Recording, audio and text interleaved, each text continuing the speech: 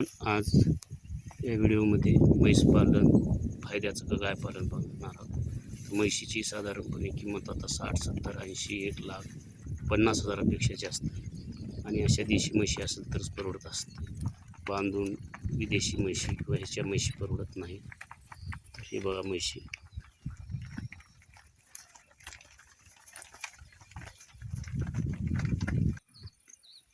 हे म्हैस पालन चाललेलं आहे बघा.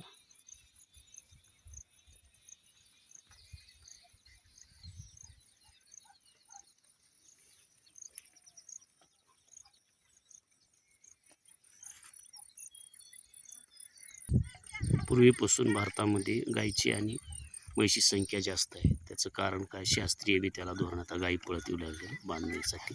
तर हे गाय पालन आहे. आणि हे गाय पालन करत असताना म्हशीचं आपण दाखवलं, ते चुलत भावाच्या म्हशी गेल्या. म्हशीपेक्षा गाय पालन परवडतं आम्हाला. म्हशीला खाद्य जास्त लागतं, म्हशीवर खर्च बी जास्त आहे. म्हशीला ऊन सोसत नाही, जास्त उन्हामध्ये गाय हे करत नाही. आणि आहे ते गाईडी त्याच्यामध्ये आता गाई आता हे थोडं मस्तीला आल्यास करते, थोडं हे असते. गाय पालनच परवडते. तरी आता म्हणजे म्हशीची किंमत 50, 60, 70, 1,00,000 जर्सी गाईसारखं झालेलं आहे. आणि गाई आपल्या 15, 20, 25,000 रुपयाला सहजपणे मिळतात. त्यामुळे गाय पालनच परवडतं, माझा असा अंदाज आहे. एक म्हैस जरी 4 लिटर म्हणजे 8 लिटर दूध देत असेल, 60-70 रुपयानं तिचं किती होते बघा कॅल्क्युलेशन. ती 80,000 किमतीची म्हैस पाहिजे जवळपास. 80,000 रुपये किमतीची म्हैस 7-8 महिने दूध देऊ शकते. पण तिला खाद्य आणि तिची व्यवस्थापन, चारा पर खर्च जास्त आहे. देशी गाईवर बघा आता हे कसला चारा खातेत, कसलं गवत खातेत.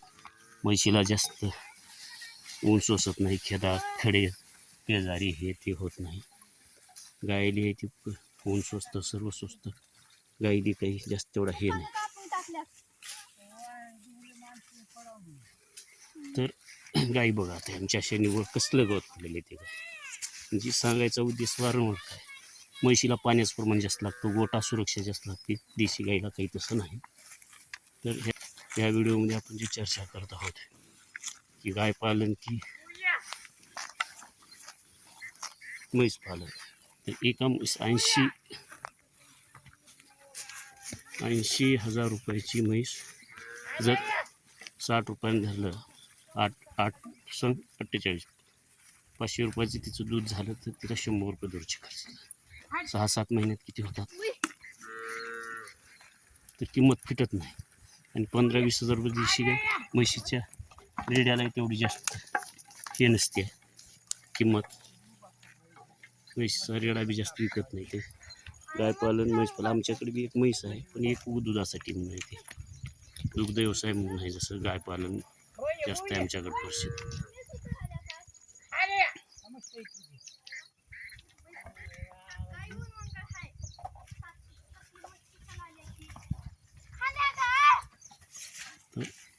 एक गाय 50,000 रुपये देऊ शकते वर्षाला. देशी म्हैस देऊ शकत नाही.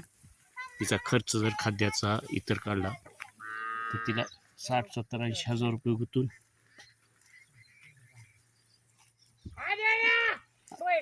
40% म्हशीच्या खाद्यावर, चाऱ्यावर खर्च होतो.